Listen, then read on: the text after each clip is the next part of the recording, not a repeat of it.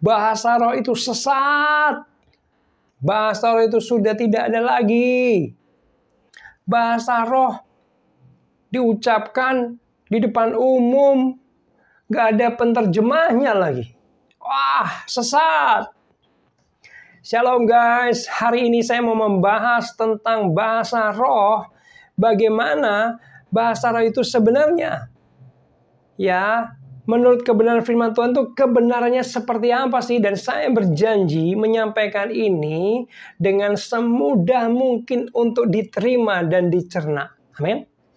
Saya mencoba netral ya guys ya. Ya, mencoba netral ya, nggak membela ke kanan atau ke kiri. Kira-kira gitu ya.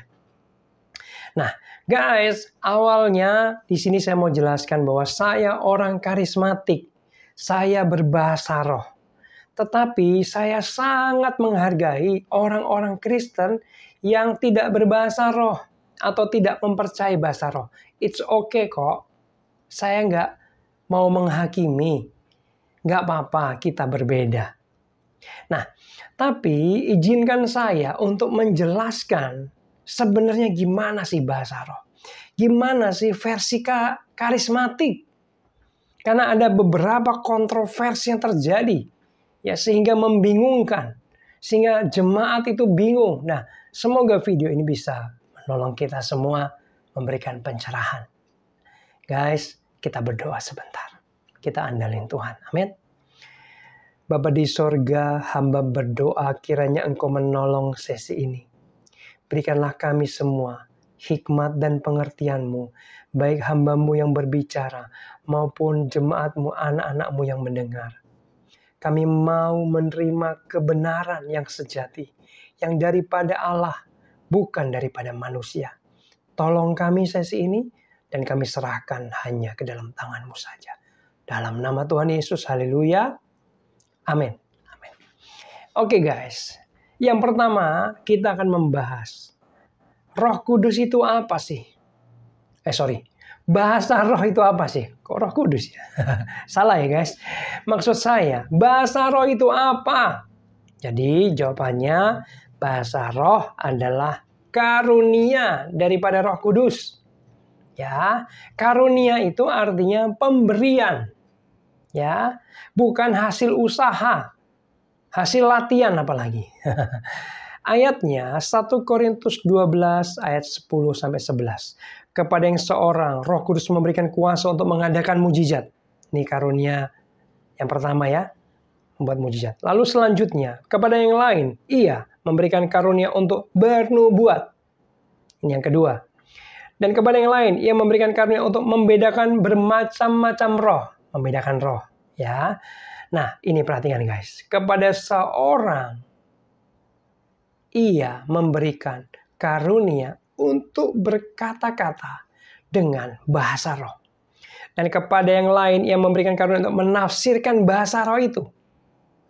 Tetapi semuanya ini dikerjakan oleh Roh yang satu dan yang sama, yang memberikan karunia kepada tiap-tiap orang secara khusus guys, seperti yang dikehendakinya. Guys, bahasa roh adalah pemberian karunia daripada Roh Kudus, diberikan secara khusus seperti yang dikehendakinya. Artinya gini, tidak semua orang percaya akan mendapatkan karunia berbahasa roh. Ya, hanya orang-orang tertentu ya yang Roh Kudus kehendaki untuk menerima bahasa roh. Nah, jadi tidak semua dapat bahasa roh ya guys. Tidak benar ada anggapan bahwa yang sudah percaya Yesus dan menerima Roh Kudus pasti harus bisa berbahasa roh. Nah, ini ngawur, ini sesat. Jadi gini kan guys, orang yang sudah percaya Yesus Tuhan dan Juru Selamatnya, otomatis Roh Kudus masuk dalam dirinya, betul? Nah, kalau Roh Kudus masuk, itu bukan berarti pasti bisa berbahasa roh. Enggak. Itu tadi karunia kepada orang yang dipilihnya. Ya. Jadi enggak benar ya, ngawur kalau semua orang Kristen, semua orang yang percaya Yesus harus bisa berbahasa roh. Salah. Hanya yang dipilih oleh Tuhan yang akan mendapatkannya. Oke? Nah, lalu bahasa roh adalah hanya salah satu tanda, salah satu ya, seseorang menerima Roh Kudus. Seseorang ada Roh Kudusnya. Tandanya salah satunya adalah berbahasa roh. Kalau sudah menerima Roh Kudus di dalam dirinya, gak bisa berbahasa roh, gimana Pastor? Gak apa-apa. Ya, gak apa-apa. Lalu tidak benar juga ada anggapan yang berkata, kalau kamu gak berbahasa roh, kamu gak masuk surga. Waduh. Itu ngawur lagi. Untuk masuk surga apa syaratnya guys? Percaya Yesus, bukan bahasa roh. Amin. Orang percaya Yesus tapi gak bisa berbahasa roh, tetap masuk surga. Haleluya. Lalu ada yang bilang lagi, nanti kalau kamu gak bisa bahasa roh, kamu nggak ngalami pengangkatan atau rapture. Salah, nggak ada hubungannya. Ya, yang ngalami pengangkatan, masuk surga itu karena percaya Tuhan Yesus, bukan karena bisa berbahasa roh. Katakan amin. Jelas? Semoga ini jelas ya. Lalu ada yang ngaco lagi guys. Ini segelintir oknum ya, oknum karismatik. Tapi nggak semua, ada hanya satu, mungkin 2 orang saja. Tolong jangan generalisasi. Kenapa jadi beribet ya? Ya, hanya satu gelintir orang yang memberikan syarat kalau kamu mau melayani gereja saya, syaratnya salah satunya bisa berbahasa roh. Waduh, ini nggak benar guys. Ini nggak benar. Ya, ada sih oknum itu yang gak benar. Ya, ini sesat kira-kira gitu. Lalu yang punya bahasa roh, tolong jangan merasa lebih rohani. Katakan amin. Yang punya bahasa roh, jangan merasa lebih spesial, lebih dari yang lain. Apalagi untuk pamer. Amin. Ya, kenapa? Karena itu bukan karena keren kamu, itu pemberian. Ya, yang hebat siapa? Bukan kamunya, tapi Roh Kudus yang memberikan itu kepadamu. Amin, guys. Selanjutnya, bahasa roh itu tidak bisa diajarkan. Ayo latihan sama saya yuk. Ini sesat ya. Ikuti lafal ya. La la la dulu, la la, ayo la la la la la la la la la la.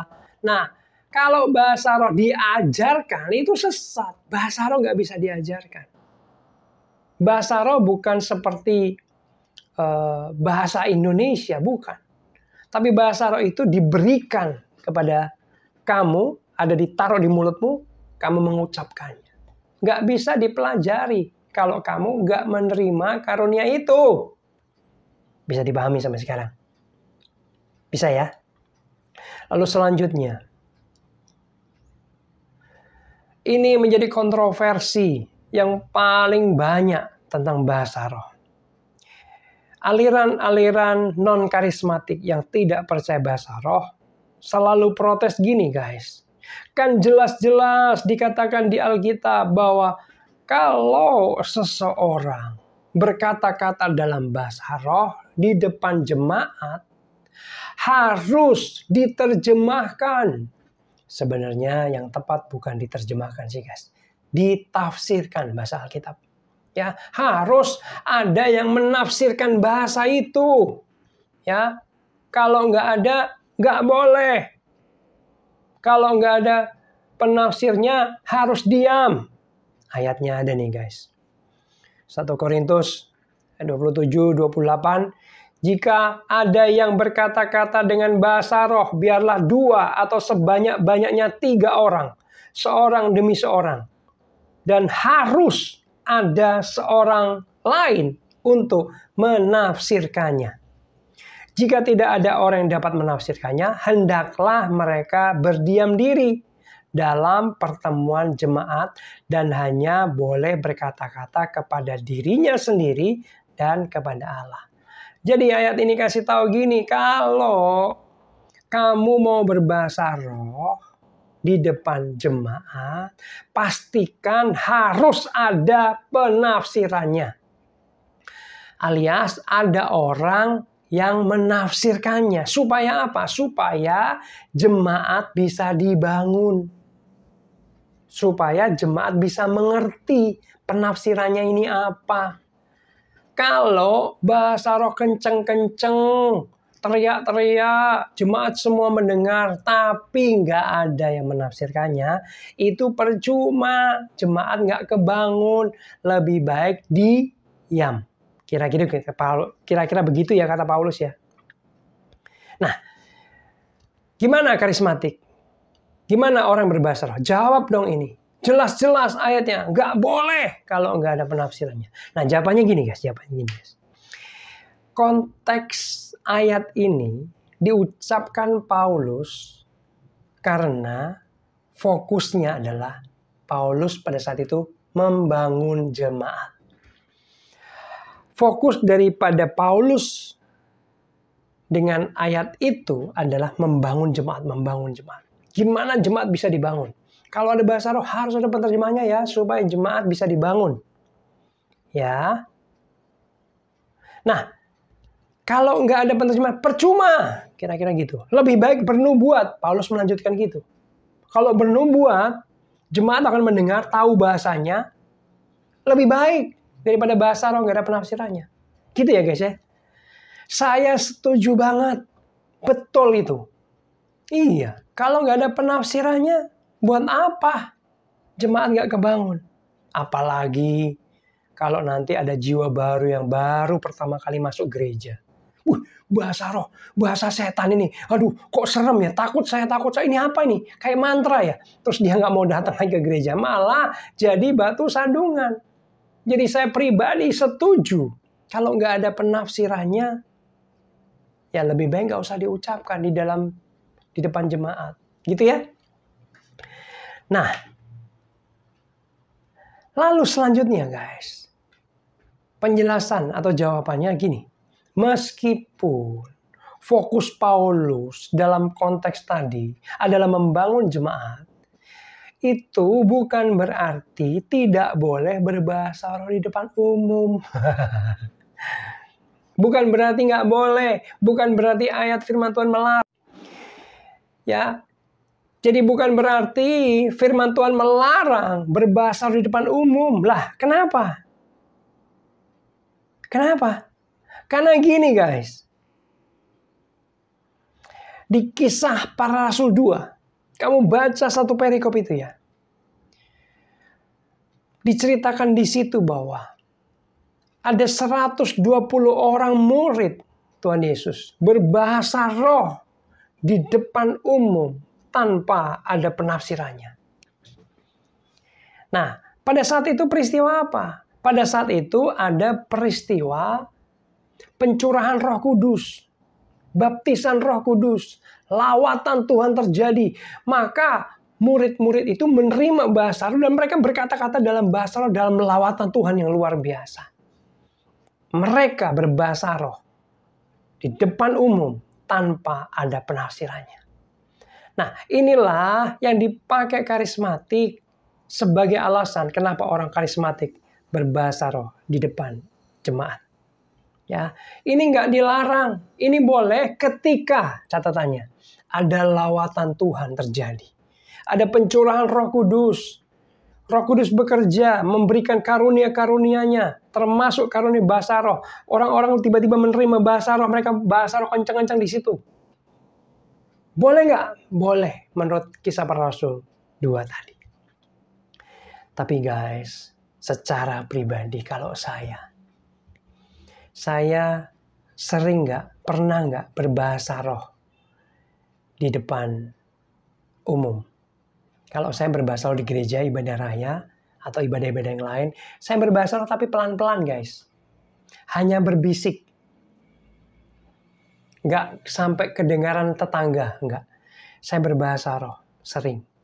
dalam ibadah, tapi pelan. Tapi pelan. Itu saya. Ya. Karena saya nggak mau jadi batu sandungan atau apalagi merasa lebih rohani, merasa paling rohani. No, saya nggak mau. Gitu ya. Nah, selanjutnya guys. Kemarin ada Elia Mairun yang membuat konten, memberikan statement gini.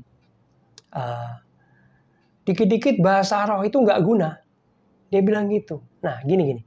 Elia ini saya mengakui dia punya banyak pengetahuan. Bahkan saya sering melihat konten-kontennya itu memberkati saya. Pengetahuannya luar biasa. Tapi dalam hal ini, tentang pembahasan bahasa roh ini, saya tidak setuju dengan Elia. Ya, kenapa? Kalau dia bilang bahwa dikit-dikit bahasa roh itu tidak berguna, nggak ada guna, ini ayatnya. 1 Korintus 14 ayat 4a. Siapa yang berkata-kata dengan bahasa roh, ia membangun dirinya sendiri. Loh, bahasa roh itu berguna untuk membangun diri kita. Membangun apanya, Pastor? Membangun roh kita. Roh kita semakin kuat. Roh kita semakin menyala-nyala ketika kita berdoa, berkata-kata dalam bahasa roh. Yang ngomong bukan saya, tapi Alkitab. Membangun dirinya sendiri. Ya. Nah, teman-teman, kamu yang menerima bahasa roh, ucapkan sesering mungkin. Berdoa dalam bahasa roh. Ya, karena itu membangun dirimu. Katakan amin. Ya. Lalu selanjutnya, bahasa roh itu membantu kita berdoa dengan tepat dan benar. Roma 8 dan 26. Demikian juga roh membantu kita dalam kelemahan kita. Sebab kita tidak tahu bagaimana sebenarnya harus berdoa. Tetapi roh sendiri berdoa untuk kita kepada Allah dengan keluhan-keluhan yang tidak terucapkan. Guys, kadang-kadang kita nggak tahu yang perlu didoakan yang mana. Mungkin kita malah berdoa tentang A. Padahal yang perlu, yang penting, yang harus segera itu berdoa tentang B. Nah, kita ini terbatas.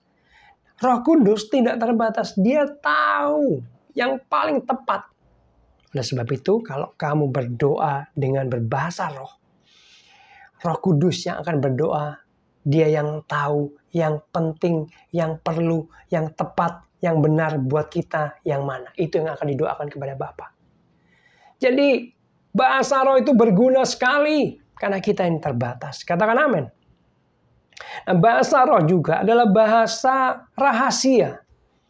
Bisa dibilang ini senjata rohani rahasia. 1 Korintus 14 ayat 2. Siapa yang berkata-kata dengan bahasa roh tidak berkata-kata kepada manusia, tetapi kepada Allah. Sebab tidak ada seorang pun yang mengerti bahasanya. Nggak mengerti. Manusia nggak mengerti, setan apalagi nggak mengerti. Oleh roh ia mengucapkan hal-hal yang rahasia. Nah, guys, kata rahasia ada di Alkitab. Bahasa roh adalah bahasa rahasia, senjata rohani rahasia. Amin. Selanjutnya, ada aliran-aliran yang tidak percaya bahasa roh. Bahasa roh itu sudah berhenti. Itu cuman ada di zamannya Kisah Para Rasul. Zaman sekarang sudah nggak ada lagi bahasa roh karena ayat ini, guys. 1 Korintus 13 ayat 8-10. Kasih tidak berkesudahan. Nubuat akan berakhir, bahasa roh akan berhenti. Pengetahuan akan lenyap, sebab pengetahuan kita tidak lengkap dan nubuat kita tidak sempurna. Nah, ayat 10. Tetapi jika yang sempurna tiba, maka yang tidak sempurna itu akan lenyap.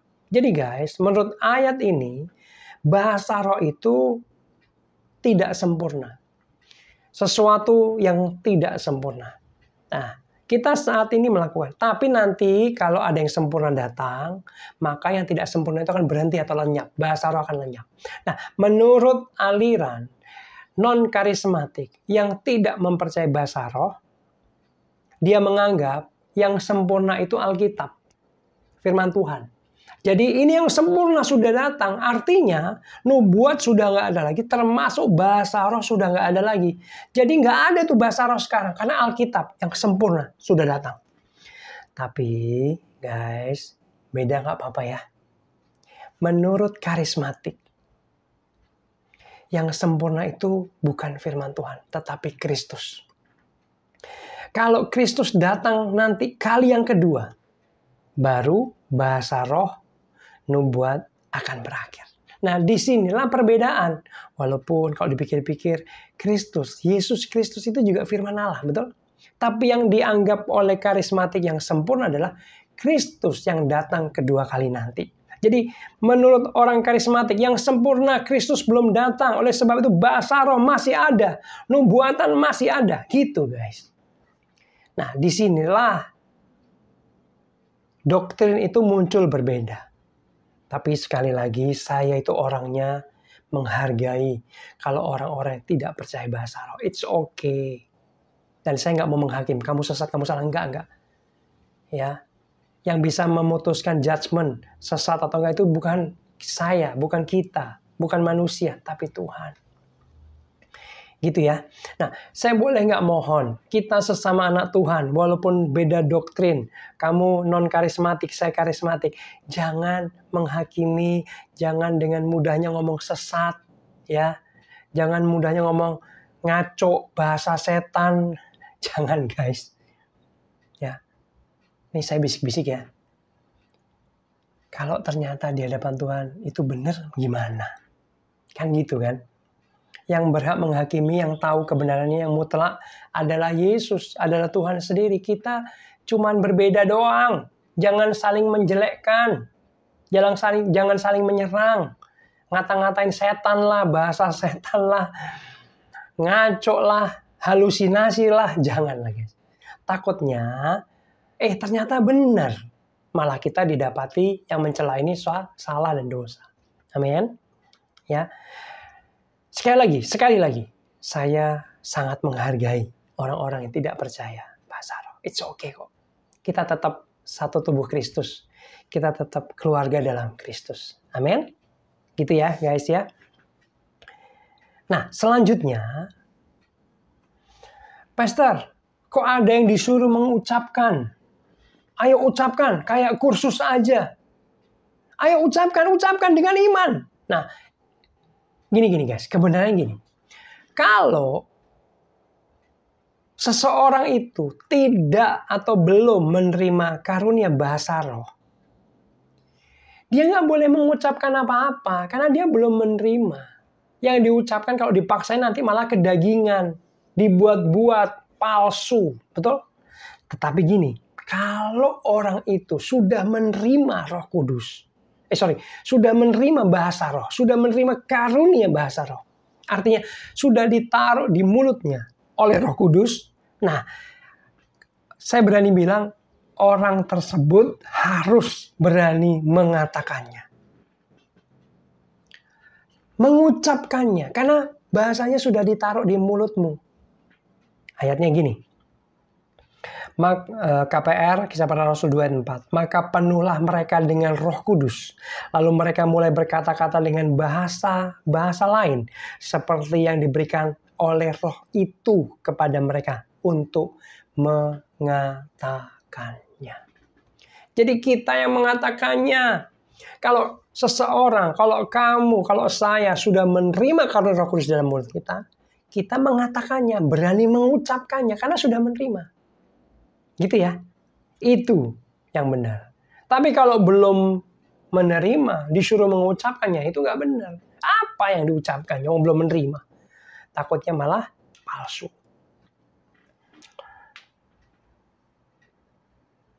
Nah, menurut ayat tadi juga, kita bisa mengucapkannya. Guys, kapan aja. Kamu sedang nyetir, kamu sedang jalan kaki, kamu sedang naik motor, kamu sedang masak, kamu sedang cuci baju, kamu bisa mengatakannya. Kenapa? Karena bahasa itu sudah ditaruh di mulutmu, kamu sudah memilikinya. Katakan terus, berdoalah, berkata-katalah dalam bahasa roh, karena itu membangun kamu. Katakan amin. Satu kali, saya sedang, kalau nggak salah, buat mie instan gitu ya, dengan telur gitu ya. Saya berbahasa roh guys, tapi pelan. Ternyata saya nggak sadar ada keponakan saya. Dia lihat saya. Lalu dia tanya, engku ngomong apa? Kok aneh gitu kira-kira. Oh, saya kaget, ternyata diperhatiin. Engku itu uncle. Ya. Lagi berkata-kata dalam bahasa roh. Oh, bahasa roh. Gitu kira-kira. Saya mempraktekkan bahasa roh. Saya mengatakan dimanapun, kapanpun saya bisa mengatakannya, saya mengatakan. Bukan untuk kesombongan. Bukan untuk pamer, bukan. Tapi saya mengatakan dengan lirih. Bukan untuk pamer. Ya. Nah, katakan bahasa roh. Itu akan membangun dirimu. Ya. Nah, kadang-kadang orang-orang aliran Pentakosta yang lama itu seringkali nunggu dulu, dalam tanda kutip, hadirat Tuhan kuat dulu, baru dia berbahasa roh. Mengatakan bahasa roh. Tapi saya berani bilang, dalam pengetahuan yang saya terima, yang saya pelajari, yang saya dapatkan dari firman Tuhan, kita bisa mengatakan kapanpun tanpa harus dalam tanda kutip ada hadirat Tuhan kuat dulu. Ya, sejujurnya detik ini, secara sadar sekarang, saya bisa mengucapkan atau berkata-kata dalam bahasa roh. Tapi tolong jangan minta saya untuk berbahasa roh sekarang ya. Kenapa? Karena saya menganggap bahasa roh itu bahasa yang mulia, bahasa yang penting, yang tidak boleh sembarangan diucapkan kalau tidak ada. Saya mau menekankan sekali lagi bahwa kalau kamu nggak berbahasa roh atau kamu nggak mempunyai karunia bahasa roh, jangan berkecil hati. Ya, nggak apa-apa. Bahkan, koreksi kalau saya salah ya, pendeta hamba Tuhan besar, namanya Billy Graham, itu tidak berbahasa roh. Dia dipakai Tuhan menjangkau jutaan manusia di seluruh juru dunia dengan pelayanan khotbah yang luar biasa. Dia nggak punya bahasa roh tuh, tapi bisa dipakai Tuhan dahsyat. Jangan berkecil hati ya, kamu yang nggak punya bahasa roh. Katakan amin.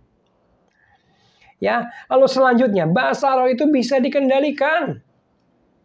Ya, 1 Korintus 14 ayat 32, 33. Karunia nabi takluk kepada nabi-nabi. Sebab Allah tidak menghendaki kekacauan, tetapi damai sejahtera. Nah guys, kalau dalam satu sesi penyembahan, dalam ibadah, ya, tiba-tiba hadirat Tuhan kuat dan orang-orang mulai berbahasa roh, ya. Tapi selesai waktu penyembahan, lalu mau masuk dalam sesi khotbah. Nah, disitulah semua yang berbahasa roh harus mengendalikan bahasa rohnya atau mengerem atau menutup mulutnya diam, menyelesaikan bahasa roh. Ya, bisa nggak? Bisa, pasti bisa. Saya nggak percaya kalau ada orang yang bilang nggak bisa dikendalikan. Oh bisa, ini ayatnya. Karunia nabi takluk kepada nabi-nabi. Ya, supaya apa? Jangan sampai gini dong. Sesi khotbah tapi masih ada yang berbahasa roh kencang-kencang, kan kacau. Ya, nggak tertib. Tuhan tidak menghendaki kekacauan. Ya, kira-kira gitu ya. Nah, bahasa roh palsu ada nggak? Ada yang dibuat-buat ikut-ikutan ya. Dia nggak menerima bahasa roh tapi ikut-ikutan sebelahnya. Oh bagus juga ya. Kayaknya lebih rohani nih, asik nih. Lalu dia ikut-ikutan, palsu ya. Tapi gini, jangan kita menghakimi itu palsu apa enggak ya. Itu palsu nih, ini bener nih, ini palsu nih. Kenapa? Karena itu menghakimi. Kecuali kamu punya karunia membedakan roh. Kamu bisa tahu.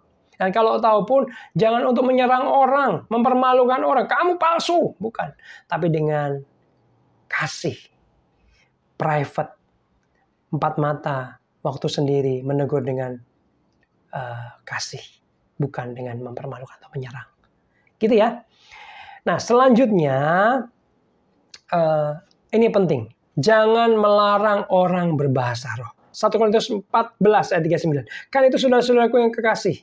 Saudara-saudaraku, usahakanlah dirimu untuk memperoleh karunia untuk bernubuat dan janganlah melarang orang yang berkata-kata dengan bahasa roh. Jangan melarang, jangan ngejudge, jangan menyerang, jangan menjelek-jelekan. Bahasa setan, bahasa gak jelas, halusinasi, sesat. Ya, jangan. Ini ayatnya kasih tahu. Ya, sekali lagi, walaupun mungkin kita berbeda tentang doktrin bahasa roh, tapi kita tetap satu tubuh Kristus. Katakan amin. Ya, demikian penjelasan. Tapi ada satu lagi. Bahasa roh untuk penginjilan. Beberapa kesaksian.